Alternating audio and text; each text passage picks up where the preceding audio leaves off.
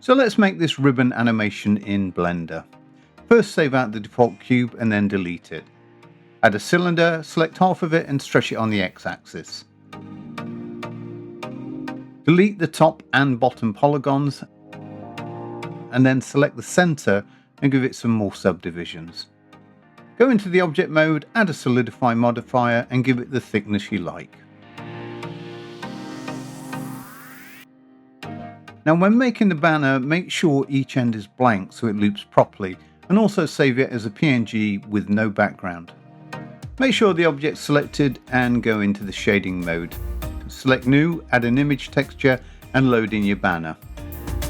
When it's applied it looks absolutely horrible, so you'll need to go into the edit mode and hit U. Use Q project and it'll come out a bit big, so now what you'll need to do is go into UV editing, scale it up to fit the top and bottom, and then scale it on the X to make it fit. Go into the shading and select the image node. Now hit Ctrl T to add the node wrangler. You can now move the text on the X value in either direction. Hover over the X and hit I to insert a keyframe. You can then go along the timeline and keep adjusting the text and adding keyframes to animate it. To add a background color, duplicate the BSDF node and then add a mix shader. Plug the text into the top and the color into the bottom. You can insert a keyframe by hovering here and hitting I on the keyboard. You can then go along the timeline and adjust the colors as you like, but remember to hit I to insert those keyframes. Now to duplicate the bands, hit Shift D and place them how you like. For the vertical ones, hit Shift D and then R to rotate them 90 degrees. If you need to, you can hit N on the keyboard. It'll bring up the numerical values for a bit more accuracy. To make them all rotate together, you'll need to add a null object.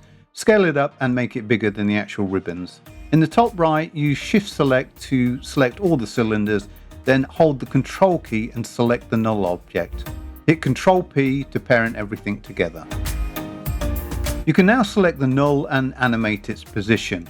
Remember to go along the timeline, adjusting the position and rotation, and hit I to insert a keyframe.